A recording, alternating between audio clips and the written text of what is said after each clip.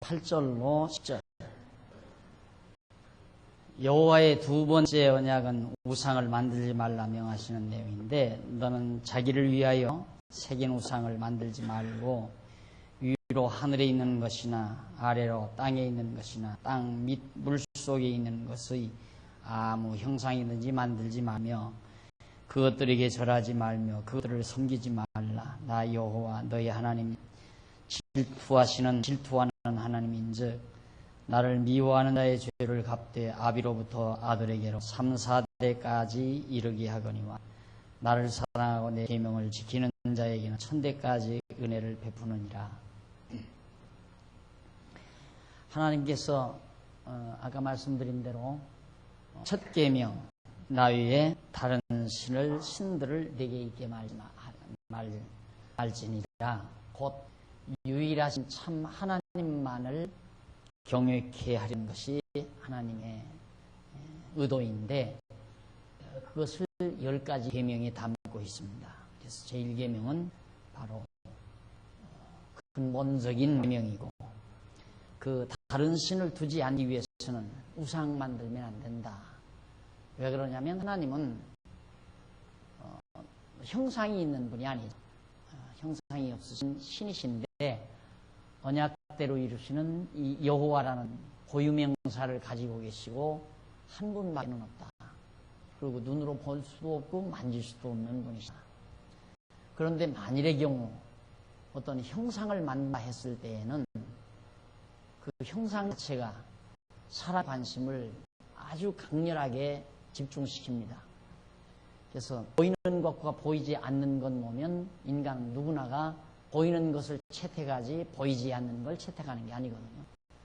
그래서 하나님께서는 철저히 보이는 신을 만들지 못하게, 그래서 형상화시키지 못하도록 금기하고 있는 거야. 우리 보통 기본 관념이 그렇잖아요. 안 보이는 것은 없다 이렇게 생각하는 거예요. 안 보이는 것은 별로 중요하지 않다. 오늘날 우리가 이렇게 무서운 사상률에 없는 재앙을 당하는 것도 보이지 아니하는 것을 무시하다가 이 꼴이 되는 거거든요. 소위 문명이라고, 과학문명이라고 하는 번거지 같은 것에 의해서 보이는 것만 추구하고 보이는 문명만 우리가 뒤쫓다가 결국은 보이지 않는 것에 의해서 보이지 않는 것을 다 파괴해가지고 오늘날 이렇게 무서운 재앙을, 앞으로 더 얼마나 더 농도가 짙은 재앙이 임할 건가는 상상이 안 되는 거죠. 우리가 아까도 사담에서 한 얘기지만 800mm라고는 엄청난, 8000mm가 오리라고는 누가 상상을 왜 못하겠어요. 800mm도 오는데 1000mm가 올지 2000mm가 올지 무서운 재앙이죠. 이런 것들이 다 보이지 않는 것을 무시한 결과입니다. 그러니까 하나님은 보이지 아니하시는 하나님인데 인간들은 보이는 것을 자꾸 관심을 돋우게 되고 보이는 것에 우리의 모든 시선이 집중되니까 만약에 우상을 만들어 놓은 모든 백성들의 관심이 우상으로 돌아가 버린다. 그러니까 절대 만들지 마라. 그래서 오죽하면 제가 교회 개척하면서 이 강대상에 십자가 지금 달려있죠. 가서 이 십자가 쓸 수 없냐니까 그 상점 주인이 나를 훑고좀 왜 그러대요? 아니 좀 지저분하니까 떼으면 쓰겠다니까 띄면 다시 맞춰야 한대요. 이게 띄면 흉터가 나서. 그래 시기는 바쁘고 어떻게 해요? 그냥 붙여도 두어도 괜찮은데 사람들이 이걸 붙여놓으면 이게 별건 줄로 한다니까. 하나의 그냥 마크인데 표시로 알면 돼요. 그냥 마크. 그냥 교회 표시다. 이렇게 알면 되는데 바로 저 십자가라는 게 어떤 형상화된 신적 의미를 지니는 것이 되셔가지고, 왜 그러냐면 실제로 종파에서, 기독교 종파에서 그런 행위를 하니까 십자가 이렇게 갖다 놓고 거기다가 뭐 이래놓고 뭐 이 짓을 하니까 모든 사람이 그렇게 관심이 굳어져 버렸어요. 그래서 사실 예배당에도 십자가를 안 붙여놨더니만 뭐 무슨 창고 같다느니 뭐 이단 종교 같다느니 별소리가 많아가지고 제가 할 수 없이 졌어요. 많은 사람들이 그러는데 나 혼자만 우리 줄. 창고 같은 건 어때요? 그래서 십자가 붙여야 한다고 하도 그래서 요만한 걸 갖다 붙여놨더니만 그걸 또 얘기를 해요. 그렇다고 뭐 지금 뭐 크게 갖다 붙이기는 싫고 내 생각에는 떼버렸으면 딱 좋겠는데 그만큼 형상을 제가 싫어합니다. 왜 형상을 이 강단을 꾸미는 것도 여기다가 십자가 딱 해서 불빛 딱 해가지고 사람들의 감정을 훨씬 어떤 자극을 주죠. 분위기를 그렇게 만들어. 뒤에 이 십자가 딱 해서 십자가 뒤에다가 라이트 등 형광등 딱 박아놓으면 밖으로 빛이 아주 이렇게 나타나면 멋있게 보이잖아. 그럼 들으면 어쩐지 여기 오면 신이 계신 것 같고 여기는 신의 좌소같이 느껴지는 그 효과를 보기 위해 별짓들을 다 하잖아요. 그게 좋은 게 아니다 그 말이에요. 그게 완전히 사람을 기만하는 행위예요. 하나님이 그걸 철저히 싫어하거든요. 아주. 그러니까 오죽하면 하나님의 이름 둔까지라도 사람들이 못 보게 만들어 버리잖아요. 두기는 둬야 되겠는데 사람들이 이제 잊어버리지 않게는 해야 되겠는데 이렇게 성전을 지어놓고 지성소 해놓고 그 언약궤를 이런다 딱 놓으면 얼마나 좋아요. 언약궤. 그리고 떠들어보면 거기 만났다는지도 보이고 뭐 시계명판도 보이고 입구에다가 이렇게 딱 놓으면 되는데 혹시 그렇게 놓으면 사람들이 거기다 대고 절을 하고 난리를 칠까봐 이 안에 아무도 들어올 수 없는 이 속에다 보관은 해야 되니까 하나의 증거품을 보관은 해야 되니까 하나님이 정말 말씀을 십계명을 주셨나 증거품이 있어야 되잖아요. 또 광야에서 나올 때 만나를 먹었나 증거품이 있어야 되잖아. 정말 레위자손을 제사장으로 세웠나 증거품이 있어야 돼요. 그러니까 레위자손을 아론 자손을 제사장으로 세웠다는 증거품이 쌍난 지팡이고 아론 쌍난 지팡이고 그 다음 십계명 주셨다는 증거품이 두 돌판이고 광야에서 만나 먹었다는 증거품이 단지 속에 있는 만나라 이 말이에요. 그걸 이 안에 넣어서 딱 보관해가지고 휘장으로 가로막아서 아무도 보지 못해. 백성은 여기도 못 들어가요, 백성은. 그런데 여기로 어떻게 들어가요? 백성은 여기는 들어가거든요, 간마당. 들어가 봤대자 여기 양 잡아서 불태우는 대단.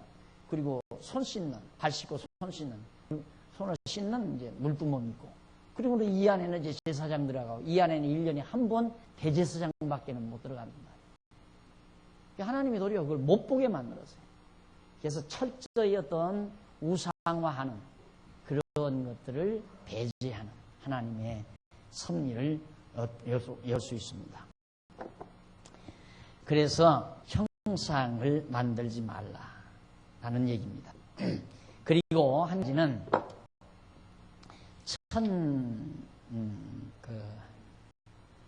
거기 보면 이제 하나님께서 진노를 하시는데 어떻게 하느냐면 미워하는 자에는 3, 4대에 이르게 하고 사랑하는 자에게는 1000대까지 하나님의 은혜를 베푼다라는 내용이 그 후반부에 소개됩니다. 근데 이 말씀은 참 우리가 앞으로 이제 공부해 갈 때 매우 중요한 내용을 가지고 있는데 여기서 지금 모압 평지 여기에서 지금 3, 4대 그 다음 수천대 이 수천대라는 말은 오래오래도록 영원토록이라는 의미가 담겨져 있는 거고 3, 4대는 잠깐 그래서 얼마 3, 4대면 일대를 뭐 한 30년이나 이렇게 잡으면 차례 한 100여 년 어간이죠. 그런 시기에 하나님께서 진노하신다 이 얘기예요. 근데 이것이 이제 참 여러분 수학은 고사하고 초등학교 산수만 알아도 이 말이 어떤 결과를 가져온다는 거 알잖아요. 3, 4대 망하고 수천대 인다. 그러면 수천대 이르면 3, 4대 당할 수가 없죠. 그렇죠? 수천대 이르는데 한 번 하나님의 은총을 입으면 수천대 하나님의 은혜가 베풀어지는데 3, 4대 재앙이 내려요? 안 내리잖아요. 이게 사수만 할 수 있어도 이 말이 안 된다는 걸 알 수 있어요. 이것 때문에 공부 참 많이 했어요. 이게 어떻게 그렇게 될 수가 있을까? 어떻게 하나님의 은혜가 수천 대에 이르는데 아직도 감 못 잡았어요? 예를 들어서 A라는 사람이 하나님을 사랑했어요. 사랑해서 이제 수천 대가 보장됐잖아요. 수천 대 보장됐으면 이건 있을 수 없는 거예요. 이게 있을 수가. 그런데 미워하는 자에게는 3, 4대 이른다 그 말이에요. 하나님 미워하는 자 3, 4대 이르면 3, 4대 이후에 또 수천 대가 또 임한다는 얘기인가? 수천 대 임한 자 가운데 3, 4대 이르렀다가 또 은혜가 임한다는 얘기인가? 그 말이 안 되는 거죠. 수천 대 임하면 수천 대 동안 하나님의 저주 없이 그냥 계속 하나님의 은총을 받았지. 이게 말이 안 돼가지고 고민을 했는데 나중에 역사서 공부하다가 그게 이제 터져버렸어요. 이게 결국 3, 4대는 북이스라엘 쪽에 있네요. 북쪽 이스라엘. 하나님 저버리고 북에 가서 따로 북이스라엘을 세운 여로보암 왕가가 3, 4대 만에 망하고 아합 왕가가 3, 4대 만에 망하고 여기는 계속해서 3, 4대 만에 망해요. 그런데 다윗 왕가는 수천 대 계속해서 그 아들이 왕되고 그 아들이 왕되고 그 아들이 왕되고 계속 그러다가 다윗의 아들 다윗의 자손으로 예수 그리스도가 와서 영원토록 그 나라가 영원토록 역사되도록 하나님께서 승리하시는 내용을 여기서 지금 예언하고 있는 거예요. 하나님의 진노가 3, 4대에 이루고 수천 대에 이른다는 것이 그대로 역사상에서 이루는 것을 나중에 볼 수 있습니다. 그 다음에 넘어가서 5장 11절에 보면 세 번째 언약이래. 이름을 망령되이 일컫지 말라는 내용이에요. 이름을 망령되이 일컫지 말라. 이것도 그 이름을 망령되이란 말은 그 1060페이지 밑에서부터 일곱째 줄 중간쯤 보면 히브리어로 망령되이 일곱째 줄 앞부분에 망령되이란 말은 히브리어로 라사웨란 말이에요. 근데 이 말은 헛되이 그 말이에요. 헛되이, 망령되이, 헛되이. 그래서 여호와의 이름을 망령 일컫지 말라는 것은 여호와의 이름을 헛되이 일컫지 말라 그런 뜻이거든요. 헛되이란 말은 아무런 알맹이 없이 그런 뜻과도 통하는 입니다. 그래서 다시 말하면 여호와께서 이스라엘 자손을 그 열조에게 세우신 언약대로 애굽 땅 종되었던 집에서 인도하여 계신 섭리는 다 잊어버리고 입으로만 여호와 여호와 하는 걸 바로 헛되이 알맹이 없이 여호와의 이름을 부르는 것이다. 그러니까 애굽 땅 종되었던 집에서 인도하여 내신 어떻게 언약대로 이스라엘 열조와의 언약대로 애굽 땅 종되었던 집에서 인도하여 내신 언약대로 인도하여 내신 여호와 그걸 알고 여호와의 이름을 부르면 그건 헛되이 부르는 게 아니죠. 망령되이 부르는 게 아니죠. 그건 제대로 부르는 거예요. 근데 이걸 모르고 유대인들도 여호와 이름을 망령되이 일컫지 말라니까 이 여호와라는 글자만 나오면 아야 발음을 안 했다고 그래요. 발음을 여호와의 이름을 하고 그 다음 그냥 넘어. 왜? 망령되이 일컫지 말라니 함부로 부르지 말라. 그걸 어떻게 나는 어렸을 때 이해를 했냐면 선생님이 그렇게 가르치더라고요. 어른 이름을 함부로 부르는 거 아니잖아요. 함부로 부르지 말라. 그런 얘기라는 거예요. 근데 제일 학교 다닐 때 제일 속상한 게 아이들이 아버지 이름 부르는 거죠. 그럼 막 약이 팍팍 흐르잖아요. 막 죽이 살기하고 싸우는 거죠. 막 그럼 막 우리 아버지 이름 불렀다고. 그런 차원에서 제가 이해를 했어요. 근데 나중에 알고 보니까 그게 아니고 애굽 땅 종됐던 집에서 이스라엘 자기들을 인도하여 내신 여호와라는 사실을 알고 여호와의 이름을 부르라 이 말이에요. 그러니까 이거 잊어버리면 역사를 잊어버리면 안 된다. 이 역사를 이 역사를 잊어버리면 그걸 잃어버리고 여호와라는 발음 이름만 부르면 그거 망령되인 겁니다. 그 말은 뭐예요? 여호와 하나님 잊지 말라. 유일한 하나님, 오직 한 분이신 하나님 잊지 말라. 그거란. 그러니까 이 일계명을 지키는 방법이 우상도 안 만드는 거고 이름도 함부로 안 부르는 거. 이것이 바로 하나님께서 명하신 내용이란 말입니다. 그 다음 이제 네 번째 1061페이지 5장 12절로 15절에 보면 안식일을 지켜 거룩하게 하라 그 말이에요. 안식일을 지키라. 여호와 너희 하나님이 내게 명한 대로 안식일을 지켜 거룩하게 하라. 엿새 동안은 힘써 내 모든 일을 행할 것이나 제7일은 너희 하나님 여호와의 안식인즉 너나 네 아들이나 네 딸이나 네 남종이나 네 여종이나 네 소나 네 나귀나 네 모든 육축이나 네 문 안에 유하는 객이라도 아무 일도 하지 말고 네 남종이나 네 여종으로 너같이 안식하게 할지니라. 너는 기억하라. 네가 애굽 땅에서 종되었더니 너희 하나님 여호와가 강한 손과 편 팔로 너를 거기서 인도하여 내었니 그러므로 너희 하나님 여호와가 너를 명하여 안식일을 지키라 하였느니라. 안식일을 왜 지키라고 해요? 그것도 마찬가지예요. 애굽에서 애굽 땅에서 이스라엘 백성들이 종로로 달 때에는 하루도 쉬는 날이 없었죠. 늘 일을 해야 먹고 사니까. 노예가 늘 일을 해야 되잖아요.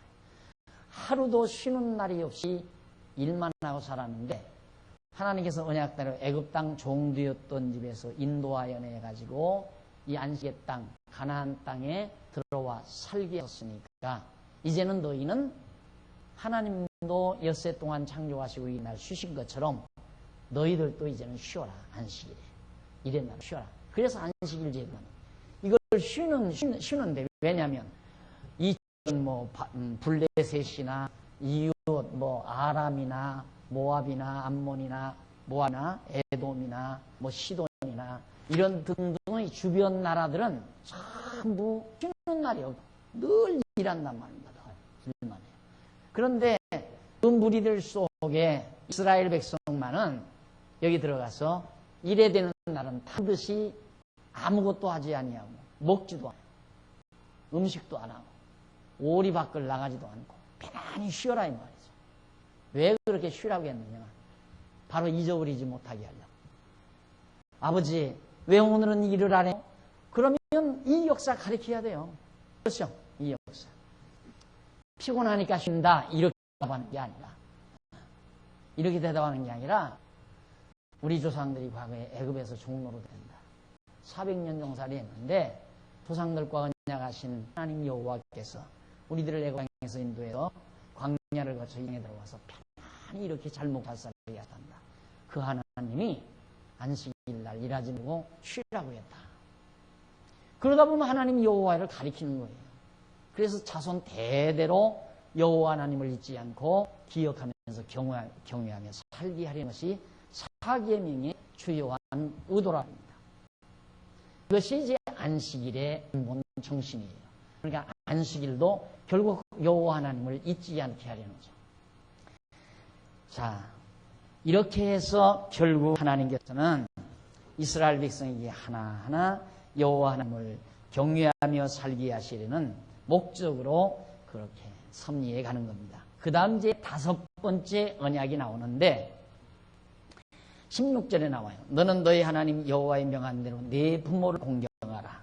그리하면 너희 하나님 여호와가 네게 준 땅에서 네가 생명이 길고 복을 얻으리라. 네 하나님 여호와, 너는 너희 하나님 여호와의 명한 대로 네 부모 공경하라 그 말이에요. 그리하면 거기 나오죠. 그리하면 역시 그것도 1063페이지 위에서 두 번째 줄 앞부분 보죠. 여기 그리하면이라는 조건부 접속사로 표현된 말은 히브리 원문으로 레만이라고 하는데 이는 뭐뭐하기 위하여 뭐뭐할 목적으로 그런 뜻이에요. 라는 뜻인데 그러므로 앞서 내용은 너희 하나님 여호와가 네게 준 땅에서 네가 생명이 길고 복을 누리기 위하여 네 부모를 공경하라 그 말이에요. 그러니까 그리하면이 아니라 그러기 위해서 네 부모를 공경하라. 가서 너희들은 그 땅에서 하나님 여호와를 경외하며 살아야 되는데 그러기 위해서 네 부모 공경하라. 그게 정확한 번역이에요. 잘 제대로 된 번역. 그럼 부모 공경하는 것이 어떻게 여호와 하나님 경외하는 건가? 아까 말씀드렸잖아요. 아버지 왜 오늘은 일 안 해요? 예, 가나안 땅 들어서 학교라고 하는 것은 자녀가 학생이고 선생은 다 부모예요. 광야 생활을 거쳐서 이거 다 경험하고 얻은 지식을 가지고 그 지식 있는 자들이 태어나는 후대들에게 가르치는 것이 이스라엘 민족의 교육제도였다. 그러니까 부모에게 다 배우는 거예요. 그러면 대가 흐를수록 이분들은 지식인이죠. 지식인. 직접 광야 생활 경험 속에서 얻어진 확고한 지식인들이 이제 가나안 땅 들어간단 말입니다. 그래서 자기 자녀들을 낳고 거기서 양육하는 거예요. 그러면 지식인인 부모가 자라나는 자녀들에게 가르치는 거예요. 그러면 이분들은 대단한 지식인이죠. 이 40년 동안 하나님 살아계신 여호와 경외하기를 배웠으니까. 근데 여기 들어가서 사람들은 이건 보지 못했잖아요. 그렇죠? 광야 생활은 보지 못했다 이 말이에요. 시내산 사건도 못 보고 홍해바다 갈라진 거 못 봤고 노예 생활한 것도 못 보고 가데스바네아 사건도 모르고 모압 평지에서 있었던 일도 모르고 요단강 갈라진 것도 모르고. 그러면 그들은 그걸 여기에서 태어나는 자는 그건 모르는데 그러면 그들은 지식인이 아니잖아요. 그렇죠? 지식인이 아니죠. 다만 부모로부터 정보만 들은 거죠. 아, 아버지가 그러는데 우리 아버지가 그러는데 우리 조상들이 애굽에 종살이 했다더라. 그런데 홍해바다가 갈라서 건너가서 이렇게 돼가지고 이렇게 왔게 됐다더라. 그건 정보를 가지고 있는 거예요. 그런 정보만. 그분이 여호와 하나님이라더라. 그것까지 그 정보 전달만 가지고는 교육이 안 되잖아요. 그래서 하나님께서는 여기서도 여전히 여호와 하나님 경외하기를 가르치는 것이 그것이 사사기예요. 사사기. 여리고성 이제 여호수아가 들어가서 여리고성 함락을 해요. 그냥 하나님의 능력으로 함락하게 큰 성을. 그런데 조그만 아이성은 패배하게 만들어요. 그 다음에 막 5개국 나라군들이 쳐들어와요. 근정에서 또 이기게 만들어요. 그러다가 이방 민족이 쫙 들어와서 땅을 다 뺏어가요. 도로. 그러면 사사가 일어나서 또 뺏어와요. 그런 하나님의 역사 섭리를 직접 체험하게 만들어요. 경험하게 만들어요. 그래서 직관적인 인식, 즉 지식을 얻게 만들어요. 그럼 그런 지식을 얻은 부모가 또 자녀들에게 그렇게 가르치는 거예요. 자, 그러면 그 지식을 얻을 때 이 과거에 이렇게 섭리했다고 하는 정보가 완전히 지식으로 돼버리고 마는 거예요. 믿어지니까. 그랬다더라라고 하는 정보가 실제 여기서 사사시대에 자기가 경험하는 직관적인 인식을 통해서 이 모두 역시 지식화되어 버리고 말아요. 그러니까 고도의 지식인이 되죠, 부모가. 그 부모가 자식을 가르치는 거예요. 그러니까 그 부모를 공경해야만이 교육이 되지, 부모 공경 안 하면 하나님 여호와 배우겠습니까? 안 배우죠. 그래서 절대 선생과 제자 사이는 제자는 스승에 대해서 존경하는 마음, 공경하는 마음이 생겨야 되고 스승은 철저한 지식인이어야 돼. 그리고 제자에 대한 사랑이 있어야 돼. 그게 교육이 이루어지는 거거든요. 그런데 오늘날 교육 정보 전달을 하죠. 이렇다더라. 누가 그러는데 이렇다더라. 이러고 이러더라. 이런 식으로 정보 전달 정도를 가지고 선생이라고 하는 것은 미숙한 거죠. 그래서 부모를 공경하라는 얘기예요. 그런데 이것도 모르고 성경학자들이 부모를 공경하라. 바로 불효부모 사후에 공자가 말한 그런 내용들을 곁들여서 뭐 공자도 부모에게 효도하지 않으면 죽은 다음에 후회밖에 남는 것이 없다. 이렇게 했다. 이랬다. 그러면서 바로 이것이 효사상을 부추기고 효사상을 고취하는 그런 사상적 어떤 윤리적 체계인 것처럼 그렇게 가르치고 말아요. 이 5계명 자체를. 그게 아니죠. 완전히 종교적인 계율이에요. 신적 계율이에요. 여호와 하나님을 잊어버리지 않고 기억하고 경외하며 섬기게 하려는 신적인 계율. 이게 여호와 하나님 배우는 거죠. 부모에게서. 그래서 부모 공경하. 그래서 가장 건전한 가정이 뭡니까? 부모가 자식에게 여호와를 가르쳐. 지금 유대인들은 그러잖아요. 유대인들은 전부 부모가 자녀들에게 여호와 하나님을 가르치는 그런 아주 가정 문화 속에서 그들이 지금까지 2000년 나라 없이 사는 동안에도 그 일이 이어져 왔어요. 부모가 가르쳐요, 자녀들. 그래서 정말 아름다운 관계죠. 그래서 그 뒤에 1063페이지 중간쯤 보면은 줄밖에 그러므로 여호와께서 이스라엘 자손으로 하여금 그 부모를 공경하게 하려는 것 자체가 근본 목적이 아니라 부모에 대한 공경을 통하여 하나님 여호와를 배워 알고 경외하며 섬기게 하려는 것이 근본 목적이다. 그래서 여호와께서는 이스라엘 자손에게 너는 하나님 나 여호와가 내게 준 땅에서 네 생명이 길리라. 네 생명이 길리라. 그럴 거 아니에요. 가나안 땅에서 여호와 하나님 잊어버리지 않고 이 땅에서 여호와 하나님 경외하고 살면 이 땅에서 오래오래 산다 그 말이에요. 그런데 우리는 목숨이 장수한다. 150년, 200년, 100살, 200살 산다. 그런 식으로 생각하는데 그게 아니고 이 땅에서 오래도록 내 자손들이 계속 산다. 그런데 만약에 여호와 하나님 경외하지 아니하면 이 땅에서 다 쫓겨간다 이 말이에요. 어차피 이 땅에서 살게 돼 있어요. 하나님께서. 그런데 한 번은 나갔다가 돌아오도록 다 이미 신명기에서 예언해요. 이제 앞으로 또 보면. 그러니까 하나님의 정하신 뜻대로 다 되지만은 이 땅에서 이렇게 오래 살 것이니까 네 자손들이 살 것이니까 네 부모 공경하라 그럽니다. 그런데 네 부모 공경하면 저 땅에서 오래 살 것이다. 그러면 내가 부모 공경하고 안 하는 것에 따라서 저 땅에서 오래 살기도 하고 오래 살지 못하기도 하고 그런 결과가 나오잖아요. 성경은 그게 아니라 네 자손이 저 땅에서 오래 살 것이니까 네 부모 잘 공경하라. 부모를 통해서 여호와 하나님 경외하며 깨닫고 섬기며 살라 그 말이죠. 따라서 요 5계명 역시 1계명을 지키는 하나의 방법이죠. 수단이고. 그렇죠? 목적은 1계명이고 나머지는 다 수단이에요. 어떻게 하면 여호와 하나님만 기억하나 우상안 섬겨야 되고 망령되게 걷지 말아야 되고 그 다음 안식일 지켜야 되고 부모 공경해야 되고 다 방법이죠. 그 다음 5장 17절은 여호와의 6번째 언약입니다. 살인하지 말라. 그 말 살인하지 말지니라.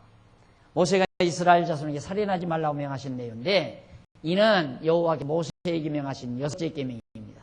이 계명 역시 인륜적 도덕률로 이해해서는 안 됩니다. 무슨 휴머니즘에 의한 존엄 이걸 강조하기 위해서 살인하지 말라. 그런 뜻이 아니다 그 말이죠. 그러나 이 계명은 절대로 인륜적인 도덕적 차원이나 어떤 휴머니즘에 기초한 사상은 아니죠. 이는 어디까지나 여호와께서 이스라엘 자손에게 여호와를 알고 경외하게 하시려고 주신 종교적 계율입니다. 이시. 따라서 이 계명 목적이나 정신 역시 앞에서 이미 언급한 다른 계명들의 목적이나 정신과 일치합니다. 1064페이지 위에 보면 여호와께서 이스라엘 열조에게 그 자손이 생육하고 번성하게 하실 것을 언약하셨죠. 여호와께는 이스라엘 자손이 계속 여기 가서 생육하고 번성해서 큰 민족 이룰 걸 약속했잖아요. 그런데 만약에 수틀린다고 자꾸 사람 죽여버리면 하나님의 언약이 안 이루어지기가 힘들잖아요. 왜? 인간 다 이중심이기 때문에 자기 마음에 안 든다고 죽이거든요. 다 죽이고 남는 건 주먹 센 사람만 남게 돼 있어요. 동물 세계가 그렇잖아요. 동물 세계가. 그러면 전부 약하다고 약한 놈 다 죽이면 저는 사는 거야. 이 땅에서 공룡이 사라진 이유가 뭔지 알아? 먹이 사슬이 없어서 사라졌다고요. 가장 강한 놈. 그럼 보세요. 호랑이라는 놈이 또 어느 지역에 자리를 잡았어요. 그런데 보니까 저보다 심약한 놈이 다 산다니까요. 다 잡아먹고 잡아 죽여버렸어요. 그러니까 전부 힘약한 놈 없어져 버리니까 나중에는 제 먹고 살 게 없는 거예요. 그래서 굶어 죽어요. 근데 인간들이 지금 그짓하잖아요. 강대한 놈만 살아남아. 자본주의의 함정이 바로 거기 있어요.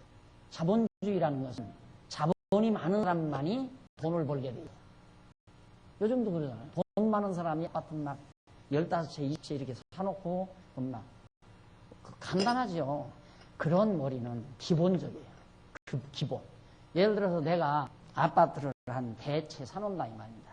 그러면 어느 아파트 한지 딱 들어가가지고 친구하고 짜요. 너하고 계약을 하자. 그러면 아파트 지금 3억 나가는 걸 너 3억 5천에 네가 사라. 내가 3억, 실제로 내가 받는 건 3억이었지만은 계약은 3억 5천에 하자. 그러면 소문이 나쁘네. 3억 5천이다. 그 다음에 또 이제 반대. 이거 4억 나가는 4억으로 계약을 하자. 저희들끼리 주고받고 그러는 거예요. 그럼 그냥 붕 떠버리는 거예요. 갑자기. 그렇게 해야 돈 버는 사회가 이 자본주의 사회예요. 지금 우리가 당장 당하고 있는 현실이지만은, 그러니까 이 자본주의는 없으면 못 살아요. 자본이 없으면 돈 못 벌어요. 생각해 보십시오. 쭉 땀 흘려서 한 대 돈 100만 원 남짓 받아가지고 어느 세월에 먹고 어느 세월에 돈 모아서, 아니 집장만을 언제 해요? 안 되잖아요. 그래서 자본주의가 망한다는 거예요. 이제 미국의 자본주의가 망하니까 지금 안 망하려고 막 길을 쓰는데 어떤 방법으로 마음에 안 든. 그래서 이라크 지금 치갔다고 그러잖아요. 이라크 쳐서 석유 그 보고 그거 거머잡고 석유값 마음대로 미국이 조종할 수도 있고, 말 안 들으니까 지금 후세인이 말 안 들으니까 없애버리겠다 이게. 그렇게 해서 이제 경제를 살려는, 꼭 짐승들이 하는 짓을 하는 거예요. 인간들이 하나 다름이 없어요. 그럼 이스라엘 백성도 여기다 데려다 놓고 그냥 살아라. 그럼 마음 안 들어 좀 쳐서 마음대로 다 죽여버린다 이거예요. 어차피 경쟁하고 살아야 돼. 너나 이 좋은 땅 위에 네가 가지고 있어가. 우리 그런 거 있잖아요. 아합이 북이스라엘 나가서 나라를 세웠는데, 아합이 딱 보니까 왕 앞에 포도밭 하나가 있는데, 야, 저 땅을 내가 차지해서 저거 채소밭 했으면 참 좋겠다. 그래가지고 팔으라니까, 그 땅을 팔으라니까 안 파는 거야. 안 파니까 고민을 하고 있어요, 아합이. 그러니까 왕후가 있다가 그 이세벨이라는 여자가 왜 고민하고 당신이 저 땅이 저거 좋은데 저 임자가 안 판다. 당신 그걸 왜 걱정해? 그 여자가 그냥 괴계를 부려가지고 가서 쳐 없애버리고 죽여버리고 땅 뺏어버리자. 그 여자, 그 땅, 포도원 뺏어가지고 자기 세금 받았네. 그러듯이 힘센 사람이 여기 들어가서 서로 좋은 땅 차지하겠다고 치고 받고 전쟁하고 죽이면 어떻게 이 백성들이 생육하고 번성하느냐. 살인하지 말라. 하나님께서 생육하고 번성해서 큰 민족을 이루게 하려는데, 하나님 여호와께서 바로 언약대로 이루시는 여호와, 그 하나님을 깨닫게 하기 위해서 살인하지 말도록 그렇게 명하고 있는 겁니다. 이래서 이는 본문 모세가 이스라엘 자손에게 내 이웃에 대하여 거짓 증거하지 말지니라 명하신 여호와의 말씀을 전하는 내용이다. 아니 살인하지 말라. 네. 그 다음 5장 18절에 나와요. 5장 18절. 여호와의 7번째 언약은 간음하지도 말라 명하는 내용입니다. 간음하지 말지니라. 본문은 모세가 이스라엘 자손에게 간음하지 말지니라고 명하신 여호와의 말씀을 전하는 내용입니다. 이는 여호와께서 모세에게 명하신 7째 계명인데, 이 계명 역시 절대로 일륜적인 도덕률이 아니다. 역시 여호와 이스라엘 주에게 세우신 언약대로 그 장으로 하여금 생육하고 번성하게 하는데 장애가 되지 아니하게 하시려고 그들에게 간음하지 말지니라고 명하시는 것이다. 그것은 이스라엘 자손이 여호와께서 짝지어 주신 아내 외에 다른 여자와 간음하게 되면 그 자손의 가정이 파괴됨으로 인하여 그 자손이 생육하고 번성하게 하시는 섭리에 장애가 되어 많은 차질을 가져올 수 있기 때문이다. 그러고 여호와께서 그 자손에게 간음하지 말리라. 만일에 이스라엘 백성이 여기 들어가서 이제 가정을 이루어요. 그런데 일단 자기 아내가 아닌 자를 다른 남자 만약에 관계를 했다. 이럴 때는 가정이 파괴돼 버리잖아요. 가정이 파괴되기 시작하면 완전히 역시 하나님의 언약으로 생육하고 번성해 가정이 건전해야 하는데, 가정이 건전해서 가정 속에서 자녀들이 생육하고 번성하고 그 부모에 의해서 여호와 하나님 경외하기를 배워가고 이래야 되는데, 만약에 간음 행위를 그대로 하나님께서 허락하지 말라는 계율을 안 준다면 난리 속이죠. 난리 속. 힘만 있으면 힘만 있으면 열도 좋고 스물도 좋고 이래가지고 엉망진창이 되어버리기 때문에 하나님께서 그러지 못하고 하나님의 언약대로 그 가정을 통하여 그 나라가 견고해지고 가정을 통하여 생육하고 번성하는 일이 이루어질 수 있도록 하기 위해서 하나님 여호와의 힘이 드러나고 그리고 백성들이 깨닫고 경외하기 때문에 그 다음 이제 여호와의 8번째 언약은 도적질하지 말라는 거예요. 이 역시 마찬가지죠. 1065페이지 이 계명 역시 절대로 인륜적인 도덕률이에요. 인륜적인 도덕률은 인간 대 인간끼리. 그래서 이제 이 도덕에 대한 얘기를 잠깐 하고 넘어가야 되겠는데요. 머리 좋은 지성, 20세기 지성이라고 할 수 있는 현대인의 지성세계를 휘어잡고 있는 니체 사상, 그 니체가 도덕 파괴. 이 도덕을 파괴시켜버리잖아요. 왜 그걸 파괴를 시키는데 왜 온 지성인들이 환호했는가? 이유가 있어요. 이게 도덕은 인간을 기초로 한 룰이거든요. 그러면 인간을 기초로 했을 때 모든 인간을 기초로 하느냐, 인간 중에 강자, 약자를 놓고 약자를 기초로 하느냐, 강자를 기초로 하느냐 했을 때 그건 두말할 것 없이 강자를 위한 도덕률이다. 그럼 예를 들어서 도둑질하지 말라. 도둑질하지 말라. 이런 사상이 왜 생겼겠는가? 그럼 도둑질은 강자가 합니까? 약자가 합니까? 약자가 하잖아요. 없는 자가, 가난한 자가 도둑질하지 많이 가진 자가 도둑질을 안 하잖아요. 그러면 예를 들어 초기에, 문명 초기에 인간이 어떤 사람이 이제 부부가 짝이 돼가지고 야, 우리도 하나의 마을을 이루자. 이렇게 해서 어느 양지바른 아늑한 그런 곳에 가서 터를 잡았어요. 터를 딱 잡고 아들, 딸 낳고 그러다 보니까 많이 10남매, 20남매 이렇게 나와서 이제 쭉 기른단 말입니다. 그놈들 장가 보내요. 그러니까 금방 100여년 못 가서 그냥 한 큰 마을이 되잖아요.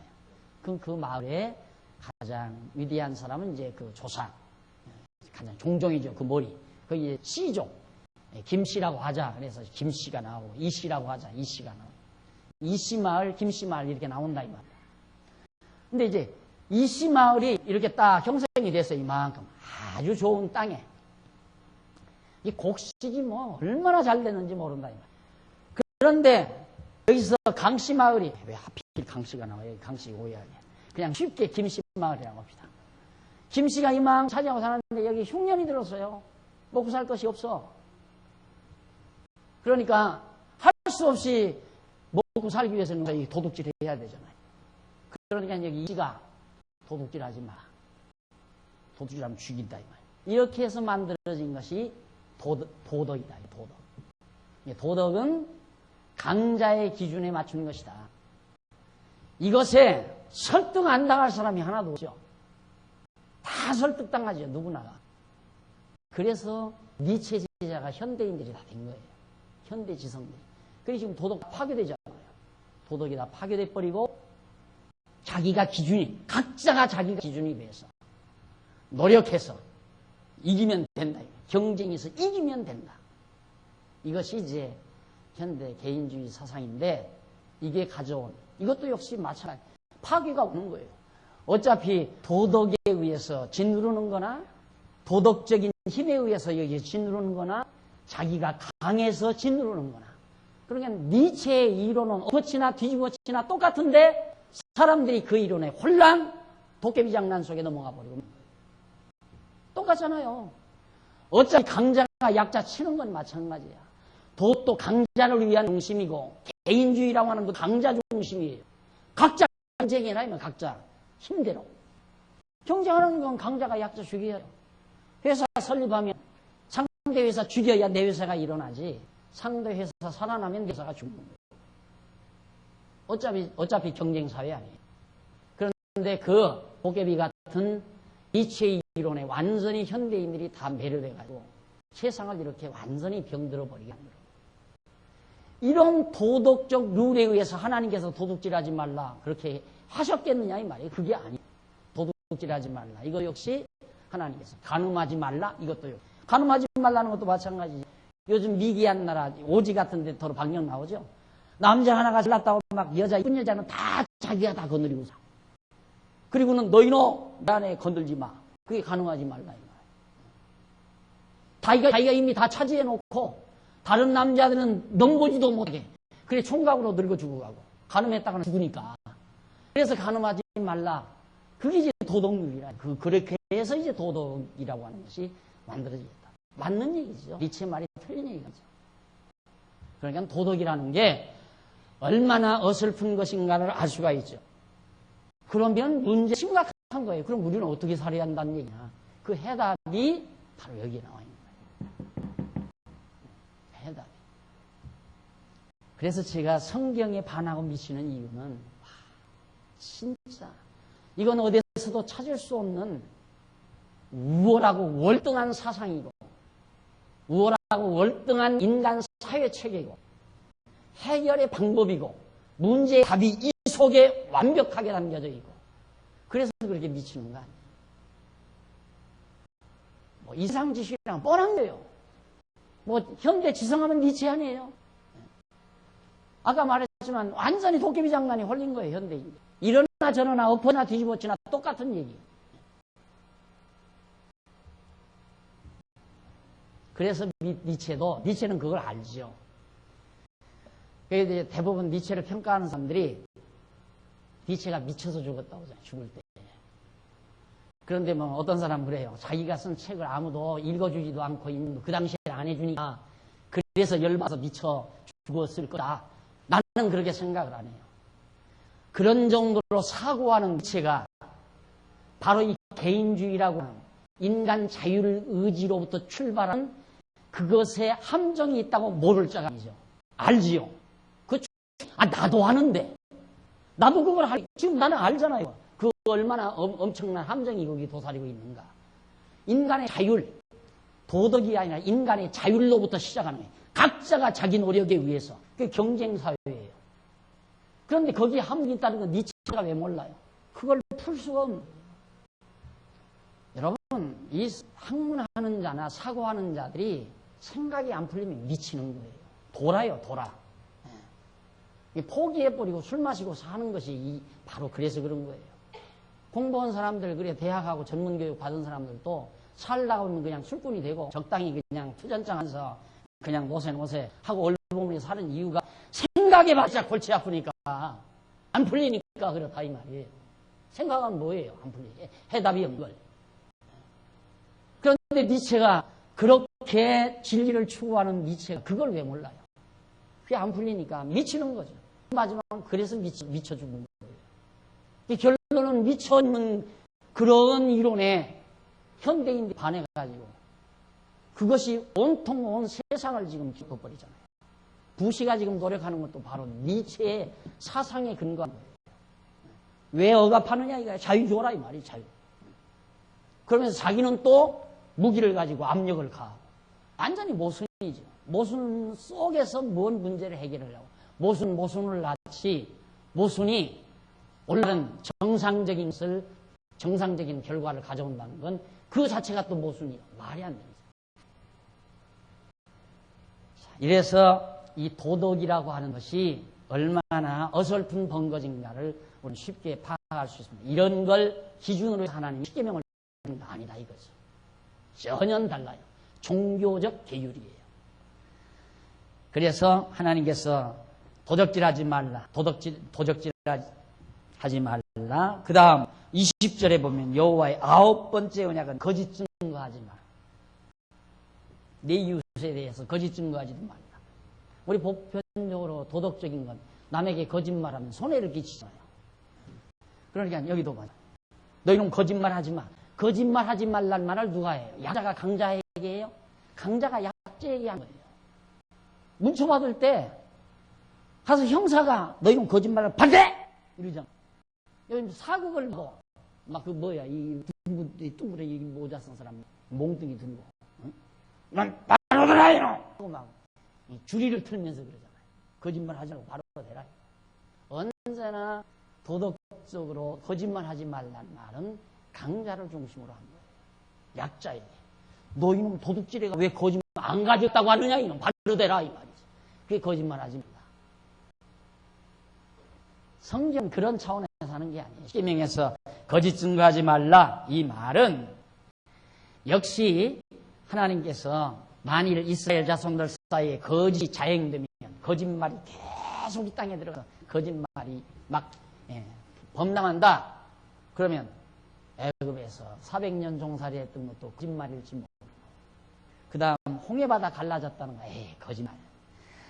불꽃 가운데 하나님이 나타나서 이 말씀 줬다. 에이 그거 거짓말. 아버지가 뭔 말이다. 에이 그거 거짓말. 안 되잖아요. 또 아버지가 자식 가리키는 거 거짓말로. 다 진실을 말하지 않고 이게 다 진실이거든요. 사실. 이걸 말해줘야지 거짓으로 증거하지 말라. 그 말이에요. 참된 것 사실 그대로를 올바른 식을 말해주어라 이 말이에요. 그래야 누구를 아니까 하나님 여호와의 심을 아니까 하나님만이 오직 유일하신 신이라는 걸 알게 됩니다. 절대 거짓말하지 말아라. 10번째 마지막입니다. 언약은 10번째 언약은 이웃의 소유를 탐내지 말라. 남의 소유 욕심내지 말라. 도둑질은 고사하고 탐도 내지 말라 이 말이에요. 역시 이것도 도덕적 차원이 아니에요. 자, 넘어가 보십시오. 거기 보면 내 이웃의 알을 탐내지도 말지니라. 내 이웃의 집이나 그의 밭이나 그의 남종이나 그의 여종이나 그의 소나 그의 나귀나 무릇 내 이웃의 소유를 절대 탐내지 말리라. 그랬는데 그 이유는 왜 그러는가? 자, 거기 1066페이지 성경 구절 빼고 위에서부터 7째 줄 앞부분에 보시면 그런 데가 나옵니다. 찾으셨죠? 성경 구절 빼고 본문은 거기서부터 7째 줄 앞부분. 그런데 그들이 그 이웃의 것을 탐내게 된다면, 만약에 이스라엘 백성들이 이웃의 것을 탐내게 된다면 그것은 그들은 모든 소유를 분배하여 주신 여호와를 잊어버린 결과를 가져오게 되는 것이다. 그러므로 여호와께서 이 기명을 주시는 왜 주시는가? 단순히 이스라엘 자손의 부도덕한 행동의 원천을 봉쇄하기 위한 것이 아니라 모든 소유를 언약대로 거저 분배하여 주신 여호와 하나님을 그들로 하여금 잊지 아니하고 경외하게 하려는 거다. 남의 그거 탐내지 말라. 왜? 네가 소유한 것이, 네가 소유한 이것이 하나님이 분배해 준 거다 그 말이에요. 그러니까 하나님이 분배해 준 것을 알면 내가 탐낸다고 해서 이것이 내 것 된다는 사실을 믿어지지 아니하니까. 그러니까 여호와 하나님을 경외하고 섬긴다면 남의 것 탐 안 내요. 탐낸다고 해서 내 것이잖아요. 내 것 되도록 정해져 있으면 되게 돼 있지만은 내 것이 아닌 걸 내가 욕심낸다고 해서 내 것 되는 법이 없다. 그 여호와 하나님을 경외하게 하기 위해서 탐내지 말라고. 하나님께서 이 땅 들어서 이 가나안 땅 이거 나눌 때도 다 분배해요. 하나님께서 제비 뽑아 딱딱 나눠주잖아. 나는 이 땅 가자. 얘가 제일 좋으니까 욕심냈다고 해서 내 땅 되는 게 아니잖아요. 그러니까 욕심. 그래서 우리가 하나님 여호와를 알면 욕심도 사라지고 탐욕도 사라지고. 인간의 갈등이 어디에 나옵니까? 탐욕에서 오는 거예요. 모든 욕심이 잉태한 즉 죄를 낳고 죄가 장성한 즉 사망을 낳는다. 그 욕심이라는 게 그만큼 무서운 건데 욕심이 나는 걸 어떻게 해요? 왜 나는가? 하나님 여호와 모르는 거죠. 하나님 여호와를 알면 여기 지식이 있으니까, 그 지식이 있으니까, 확신한 지식이 있으니까 그 생각이 안 드는 거예요. 내가 도덕적으로 윤리적으로 수양을 잘 싸서 욕심을 버리는 게 아니라 하나님을 아는 이 지식이 욕심을 가지지 않게 만든다 그 말이에요. 예를 들면 물이 굉장히 깊어요. 이 물 속에 들어가면 나는 빠져 죽는다. 수영을 못하니까 알아요. 확실히. 왜? 내가 얼마 전에 물 속에 들어갔다 한 번 빠져 죽어요. 저보다도 낮은 속에 들어가서 빠져 죽을 뻔 알았습니다. 그런 지식이 있다 이 말이에요. 그러니까 아야 저 물속에 들어갈 생각을 안 해버리는 거죠. 아버지가, 어머니가 너희는 오늘 나가서 물속에 들어가지 말라? 그렇게 명령했기 때문에 아버지가 들어가지 말라니까 안 들어가야지. 이런 사람하고 저 물속에 들어가면 나는 빠져 죽는다라고 하는 지식을 가지고 있는 자가 아야 들어갈 생각을 안 하는 거하고는 천지 차이가 아니에요. 천지 차이가 이 말이에요. 그래서 지식인이라는 게 그렇게 귀한 거라 이 말이죠. 그러니까 하나님께서 여호와 하나님을 아는 지식을 가지고 있는 사람은 아야 저건 내 거 아니니까 욕심낼 필요가 없어서 욕심을 안 가지는 거예요. 뭐 도덕적으로 윤리적으로 거룩해져서가 아니라 틀려서요? 너무 분명하고 확실하잖아요. 그러니까 여러분들이 억지로 욕심만 부리고 선량하게 살고 우롭게 살고 진실하게 그거 다 필요 없어요. 그걸로 안 돼요. 본질적으로 자기 중심인데 내 욕심 채리려고 기본기가 있는데 내 욕심 채리기 위해서는 거짓말 한번 살짝 하고 내 욕심 채리기 위해서는 저쪽 가진 건 욕심도 한번 내보고 때로는 슬쩍 도둑질도 하고 그렇게 하는 거 아니에요? 그런데 아야 내가 하나님을 아는 지식에 의해서 욕심이 사라져버리면 거짓말할 생각도 없고 속일 생각도 없고 도둑질할 생각도 없고 그래서 여호와 하나님을 아는 지식이 얼마나 대단한 건가. 자꾸 여러분들이 시간 주일날 와도 그렇고 성도대학 와도 그렇고 항상 하나님 여호와 언약대로 이루시는 거 지겹죠? 아마 여러분 지겹다고 생각할 사람이 있을 거예요. 왜 지겨운가? 그것이 얼마나 소중하다는 가 아직 감을 못 해보니까 지겨워요. 여호와를 아는 지식이 얼마나 가치로운가. 이 지혜가 여호와 하나님을 아는 지혜가 얼마나 가치로운가. 잠언서 기자가 그러잖아요. 이걸 어디서도 구할 수 없다. 바다 밑 깊은 곳에 찾아가도 못 구한다 이 말이에요. 하늘 끝에 가서 찾으려고 해도 못 찾는다. 천금을 다 주고도 얻을 수 없다. 저 지혜가. 그렇게 최고의 값을 지닌 것이 여호와 하나님을 아는 지혜랍니다. 그 값에 감각이 있으면 하나님 여호와란 말 나와도 신바람이 나는 것이 그냥 지겨운 게 아니라 설교하는데 그 말 안 나오면 시시해. 도리어 나와야지. 언약대로 이뤘단 말이 나와야 속이 터지지. 안 나오면 답답하지 도리어. 그런데 그 값을 모르면 지겨워요. 또 저 소리 한다. 또 좋은 건 보면 볼수록 좋잖아요. 왜 여러분 다이아를 껴요? 보면 볼수록 좋으니까. 왜 값이 나가니까 보면 좀 볼수록 좋은 거예요. 값 없는 건 몇 번 보면 지겨워요.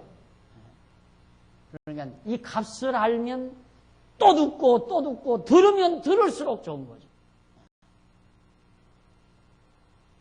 근데 하나님 여호와 안다면서 욕심 부릴까 다 부리고 갈등할까 다 갈등하고 그냥 인간의 온갖 사악함을 그대로 가슴에 그냥 끌어안고 그건 앞뒤가 안 맞는 얘기죠.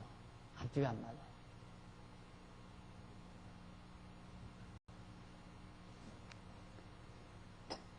그래서 10가지 계명 우리가 잘 정리를 했습니다. 이게 출애굽기 20장에 나오는 10계명인데 그때 공부하지 마신 분들 지금 재수하시는 지금 늦게 오신 분들 공부하신 거예요.